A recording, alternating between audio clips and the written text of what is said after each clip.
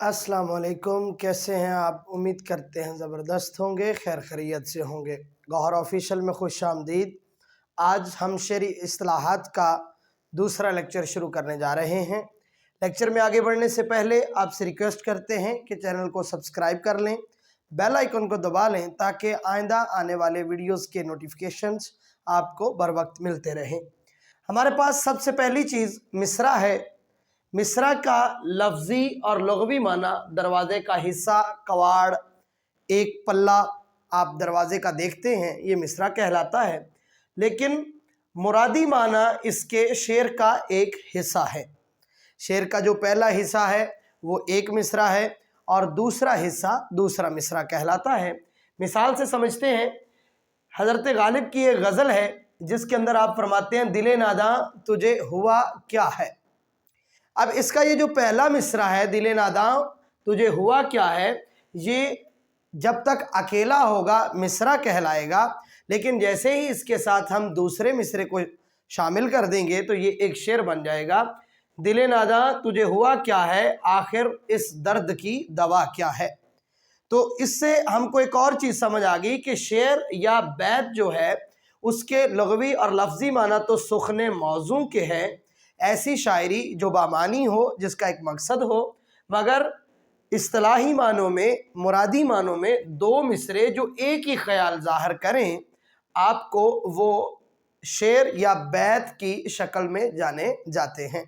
आपने उनको उर्फ़ आम में शेर या बैत सुना होगा, तो वो दो मिसरे एक ही ख्याल जो ज़ाहिर करते हैं शेर या बैत कहलाते हैं।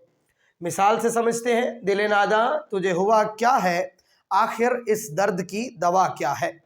ये हज़रत गालिब की बड़ी ही खूबसूरत गज़ल है, आपने इससे पहले भी सुनी होगी, ये 9th क्लास के सिलेबस में भी शामिल है। तीसरी चीज़ हमारे पास काफ़िया है।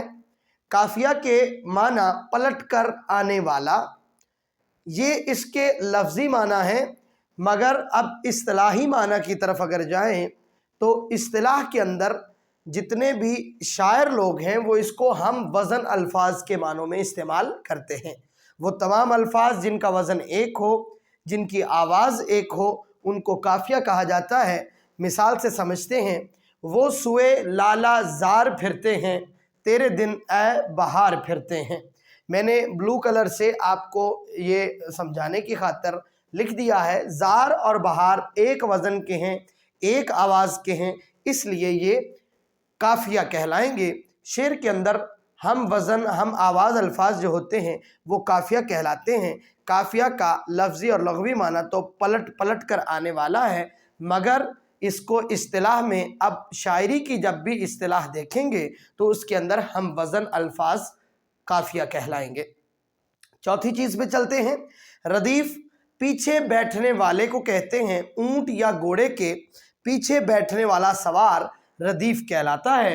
हमारे पास इस्तिलाह जो है, अदब की इस्तिलाह, शायरी की इस्तिलाह, उसके अंदर हम शक्ल अल्फाज को रदीफ़ कहते हैं। काफ़िया के बाद आने वाला रदीफ़ कहलाता है। मिसाल से समझते हैं, जो तेरे दर से यार फिरते हैं, दर बदर यूं ही ख्वार फिरते हैं।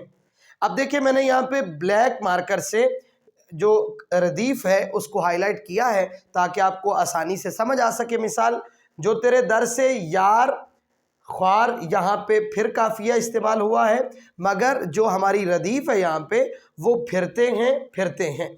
हम शक्ल अल्फाज जो हैं वो रदीफ़ कहलाते हैं, काफ़िया के बाद आने वाले रदीफ़ कहलाते हैं। यहाँ पे हमारे पास काफ़िया यार और ख्वार है, तो इसके बाद ही फिरते हैं आ रहा है, तो यकीनन ये रदीफ़ होगी। आगे चलते हैं। मतला क्या है? मतला के जो माना, जब मतला लफ्ज़ बना है तो तब तो तलू होने की जगह थे, मगर अदबी लोगों ने इसको इस्तिलाह के अंदर गज़ल या कसीदे का पहला शेर जो हम काफ़िया हो, जिसके दोनों मिसरों में हम आवाज़ अल्फाज हों, उसको मतला कहना शुरू कर दिया। हमारे पास मिसाल फिर लिखी हुई है। ये कसीदे का पहला शेर है, वो सुए लाला ज़ार फिरते हैं, तेरे दिन ए बहार फिरते हैं। अब लाला ज़ार और बहार जो है हम काफ़िया हैं, दोनों अल्फाज और दोनों मिसरों में हैं, और ये गज़ल या कसीदे का पहला शेर भी है। یہ आका दो आलम सल्लल्लाहु अलैहि वसल्लम के लिए लिखा गया कसीदा है शाह अहमद रज़ा खान बरेलवी रहमहुल्लाह ताला अलैह का। तो जार और बहार जो है ये हम काफिया हैं, पहले शेर के अंदर हैं, लिहाजा अब ये इस्तिलाह के अंदर मतला कहलाएगा। हुस्न मतला क्या है? हुस्न मतला को ज़ेब मतला या मतला सानी भी कहा जाता है। ज़ेब मतला आपको बहुत शाज़ सुनने में मिलेगा लफ्ज़, लेकिन मतला सानी आप उर्फ़ आम में भी सुनेंगे। तो ख़वास जो हैं ज़ेब मतला भी कहते हैं और मतला सानी भी कहते हैं। मतला के बाद आने वाला मतला किसी भी गज़ल या मुसलसल नज़म या किसी भी कसीदे के अंदर पहला शेर अगर मतला हो, उसके बाद फिर दूसरा शेर भी मतला हो, दूसरे शेर के दोनों मिसरों में काफिया हो, तो यकीनन वो हुस्न मतला कहलाएगा। मैं इसी की मिसाल से आपको दोबारा समझा देता हूँ। ये तो था मतला हमारे पास, वो सुए लालाजार फिरते हैं, तेरे दिन ए बहार फिरते हैं, मगर इसके अगले शेर के अंदर भी दोनों मिसरों में काफिया है, जो तेरे दर से यार फिरते हैं, दर बदर यूं ही ख्वार फिरते हैं।